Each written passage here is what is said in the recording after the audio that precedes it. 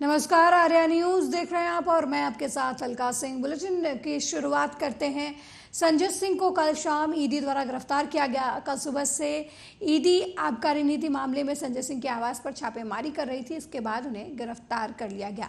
वहीं संजय सिंह की गिरफ्तारी के बाद विपक्ष के नेताओं का उनके घर आने का सिलसिला शुरू हो गया। इसी कड़ी में आरजेडी सांसद मनोज झा ने आप सांसद संजय सिंह के पिता दिनेश सिंह से मुलाकात की, उनके घर पहुंचे और संजय सिंह के पिता को ढांढस बंधाते हुए कहा कि कोई चिंता नहीं करनी है।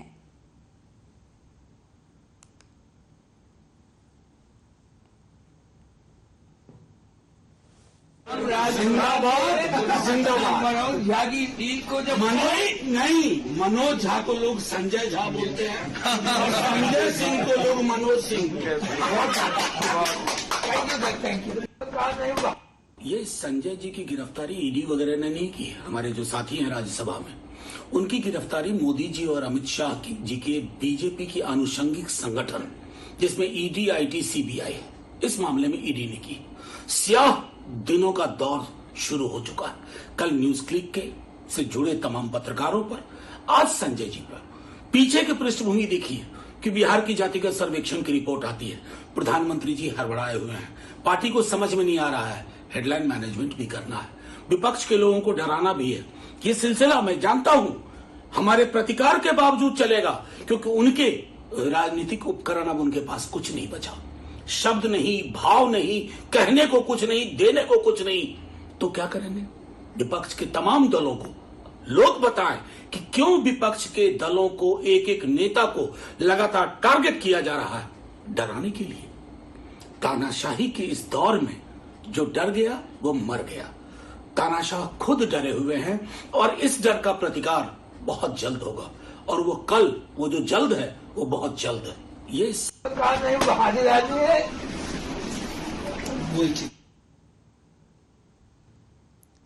वहीं दिल्ली के मुख्यमंत्री अरविंद केजरीवाल का आप सांसद संजय सिंह की गिरफ्तारी के बाद बयान सामने आया है। सीएम केजरीवाल ने कहा कि इन्होंने संजय सिंह को गिरफ्तार किया है। संजय सिंह नरेंद्र मोदी जी के भ्रष्टाचार के खिलाफ देश के सबसे बुलंद आवाज हैं। मोदी जी सर से पैर तक भ्रष्टाचार में डूबे हुए हैं। मुझे लगता है कि मोदी जी आजाद भारत के सबसे भ्रष्ट प्रधानमंत्री हैं। कल जब इनकी सरकार नहीं रहेगी और इनके कारनामों की जांच की जाएगी, तब पता चलेगा कि इन्होंने कितना भ्रष्टाचार किया है। उस भ्रष्टाचार के खिलाफ संसद के अंदर और बाहर संजय सिंह की आवाज थी, जो मोदी जी से बर्दाश्त नहीं हो रही थी। कर लिया। संजय सिंह नरेंद्र मोदी जी के भ्रष्टाचार के खिलाफ इस देश की सबसे बुलंद आवाज है। मोदी जी सर से पैर तक भ्रष्टाचार के अंदर डूबे हुए हैं और मैं समझता हूं कि शायद आजाद भारत के सबसे भ्रष्टाचारी प्रधानमंत्री अगर कोई है तो वो नरेंद्र मोदी जी हैं। कल जब इनकी सरकार नहीं रहेगी और इनके कारनामों की जांच की जाएगी, तो पता चलेगा कि इन्होंने कितना भ्रष्टाचार किया है। और उस भ्रष्टाचार के खिलाफ सबसे बुलंद आवाज संसद के अंदर और संसद के बाहर संजय सिंह की थी। वो मोदी जी को बर्दाश्त नहीं हो रहा था। पहले संजय सिंह को संसद से सस्पेंड करवाया और अब उन्होंने आज उनको एक झूठे, पूरी तरह से झूठे, सवेरे से शाम तक, बाबूजी बता रहे हैं कि सवेरे से शाम तक सारे घर का छान मारा इन्होंने, सारे तकिए, गद्दे, सारे सब छान मारा, कुछ नहीं मिला इन लोगों को। उसके बाद शाम को ये गिरफ्तार करके ले गए। अब चुनाव आ रहे हैं। डॉक्टर ईमानदार पार्टी है। हम सब जानते हैं कि ईमानदारी का रास्ता बड़ा कठिन रास्ता होता है। आज अगर हम इन लोगों की तरह बेईमान हो जाएं तो हमारी सारी समस्याएं खत्म हो जाएंगी। हम कट्टर ईमानदार हैं, इसी वजह से ये सारी समस्याएं आ रही हैं। इन लोगों ने, यही इनकी सबसे बड़ी दुखती रग यही है कि ये सर से लेके पैर तक भ्रष्टाचारी हैं और इन लोगों से हमारी ईमानदारी का काउंटर नहीं है इनके पास। इन्होंने हमें बदनाम करने की खूब कोशिश की। कभी कहते हैं कि केजरीवाल ने बसों में पैसे खा लिए, कभी कहते हैं केजरीवाल बिजली में पैसे खा गया, कभी कहते हैं केजरीवाल पानी में पैसे खा गया, कभी कहते हैं केजरीवाल ने स्कूल बनवाने में पैसे खा लिए, कभी कहते हैं केजरीवाल सड़क बनवाने में पैसे खा गया। इन्होंने इतनी सारी मेरे को 8 साल हुए मुख्यमंत्री बने, 8 साल में इन्होंने मेरे 7 जन्म छान मारे, लेकिन इनको कुछ नहीं मिला, कोई भ्रष्टाचार नहीं मिला, कोई गलत काम नहीं मिला। अब पिछले 1 साल से इन्होंने नया राग अलापना चालू किया है, शराब घोटाला, शराब घोटाला, शराब घोटाला। इस शराब घोटाले के ऊपर इन्होंने 1000 से ज्यादा रेड मार चुके हैं, पता नहीं कितने लोगों को गिरफ्तार कर चुके हैं। कहते हैं 100 करोड़ रुपए का शराब घोटाला है, लेकिन इनको इतनी रेड मारने के बाद भी चवन्नी भी नहीं मिली इन लोगों को, एक भी पैसा नहीं मिला, कहीं कोई पैसा नहीं मिला, ना कोई जमीन के कागजात मिले, ना कोई जेवरात मिले, ना कोई गहने मिले, ना कोई पैसा मिले। वहीं भारतीय निशानेबाज ऐश्वर्य प्रताप सिंह तोमर ने अपनी जीत का श्रेय मध्य प्रदेश सरकार को दिया है। उन्होंने कहा कि मैंने एशियन गेम्स में 4 पदक जीते, जिनमें से 2 स्वर्ण, 1 रजत और 1 कांस्य पदक जीता है। इसके साथ ही उन्होंने कहा कि मैंने 2 वर्ल्ड रिकॉर्ड भी बनाए हैं। मध्य प्रदेश की सरकार से हमें बहुत समर्थन मिला है, मुख्यमंत्री ने बहुत समर्थन दिया है। तोमर है और हाल ही में चल रहे एशियन गेम्स में मैंने 4 पदक जीते हैं, जिसमें 2 गोल्ड, 1 सिल्वर और 1 ब्रॉन्ज है, और उसी के साथ में मैंने 2 वर्ल्ड रिकॉर्ड भी बनाए। मध्य प्रदेश की सरकार से हमें काफ़ी सपोर्ट रहा है, माननीय मुख्यमंत्री जी ने हमें काफ़ी सपोर्ट किया है, और हमारे जो मिनिस्टर मैम है यशोधरा राजे सिंधिया मैम, उनके ही सपोर्ट की वजह से आज हम यहाँ तक पहुँचे हैं और हमने यहाँ पे इतने पदक जीते हैं। आने वाले खिलाड़ियों को ये कहना चाहूँगा कि आप जो भी जिस फील्ड में हैं और जो भी गेम खेल रहे हैं, अगर आप शूटिंग खेलते हैं तो उससे आप कंसिस्टेंट रहिए और अपने गोल्स को टाइम दीजिए, क्योंकि ये सब चीज़ें अचीव। वहीं भारतीय निशानेबाज आशीष चौकसे ने पदक जीतने के बाद जीत का श्रेय मध्य प्रदेश सरकार को दिया है। उन्होंने अपने बयान में कहा कि मैंने एशियन गेम्स में 2 रजत और 1 कांस्य पदक जीता है, और मुझे काफ़ी खुशी है कि मैंने अपने देश और मध्य प्रदेश का नाम रोशन किया है। मुझे बहुत अच्छा लग रहा है। मेरी सफलता में मध्य प्रदेश की सरकार का बहुत बड़ा रोल है।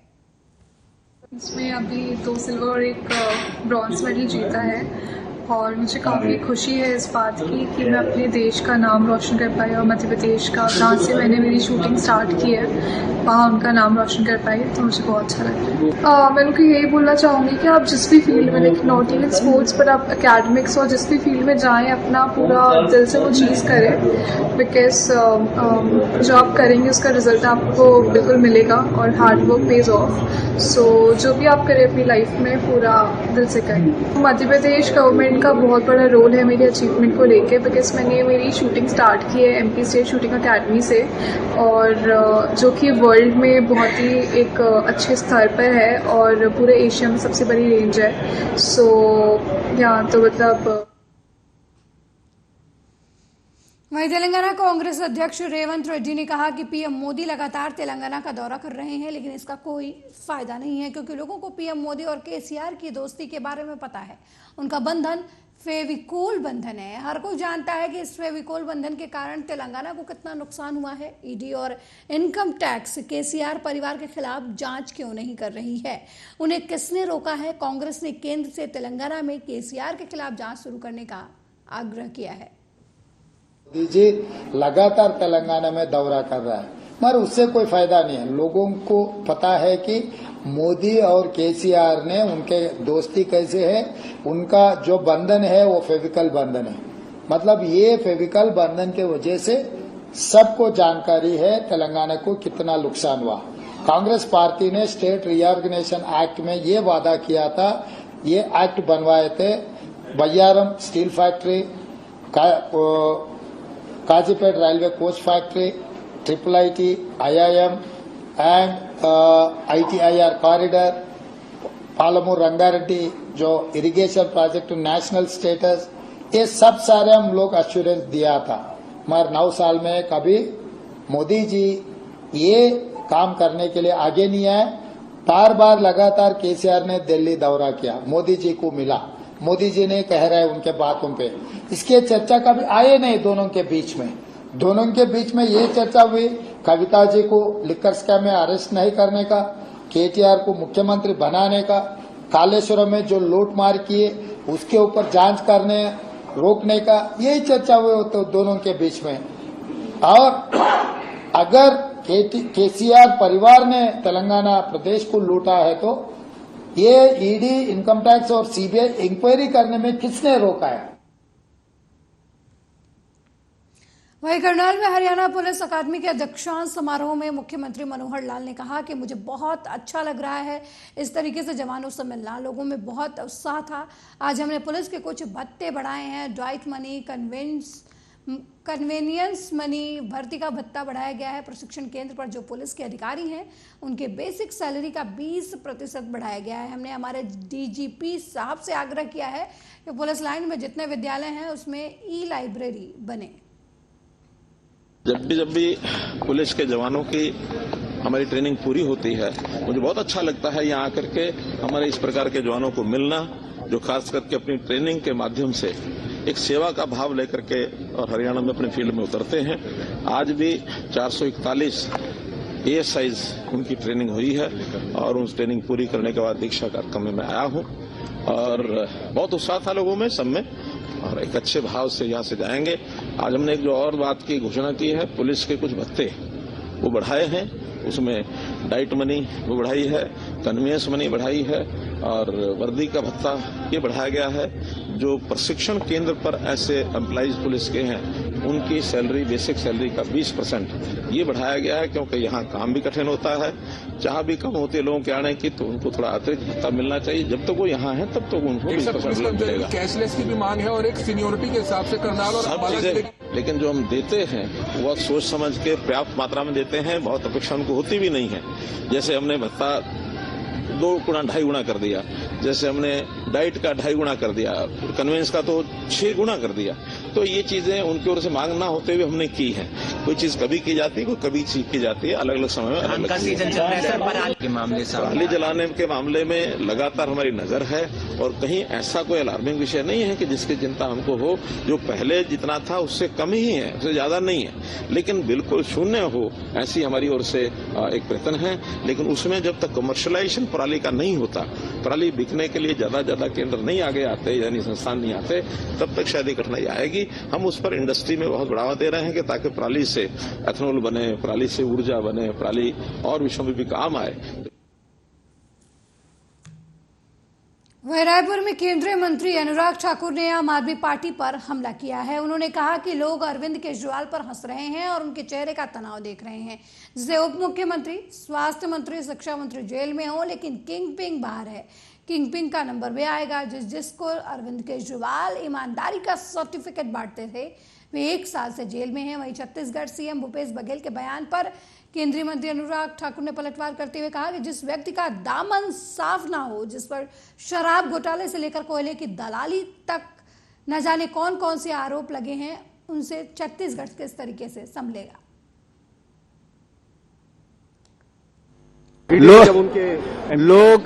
लोग अरविंद केजरीवाल जी के ऊपर हंस रहे हैं और उनके चेहरे का तनाव देख रहे हैं कि जिसका मुख्यमंत्री जेल, उप मुख्यमंत्री जेल में हो, जिसके स्वास्थ्य मंत्री जेल में हो, जिनका शिक्षा मंत्री जेल में हो, जिसकी पार्टी के सांसद से लेकर विधायक जेल में हो, और ये वो लोग हैं जो इंडिया अगेंस्ट करप्शन का नारा देकर आए थे और भ्रष्टाचार में डूबे हुए पाए गए। एक नहीं, एक के बाद दूसरा उनका नेता। पंजाब में इनकी सरकार बनी, 2 महीने के अंदर आम आदमी पार्टी के स्वास्थ्य मंत्री को भ्रष्टाचार के चलते इस्तीफा देना पड़ा। श्रीमान अरविंद केजरीवाल के पास जवाब नहीं है कि ये शराब घोटाले में जो शर्मसार इनको होना पड़ा है, उप मुख्यमंत्री से लेकर बाकी भी जेल गए हैं, लेकिन अभी किंगपिन बाहर है। किंगपिन का नंबर भी आएगा, जांच चल रही है और जिसको आज तक ये ईमानदारी का सर्टिफिकेट श्रीमान अरविंद केजरीवाल बांटते रहे, वो 1-1 साल से जेल में है। क्या अरविंद केजरीवाल जी को किसने अधिकार दिया ईमानदारी के सर्टिफिकेट बांटने का? सत्येंद्र जैन जी जेल में है, मनीष सिसोदिया जी जेल में है, संजय सिंह जी जेल में जा रहे हैं, और अगली किसकी बारी है? ये मीडिया की हेडलाइन बनने की तैयारी। देखिए,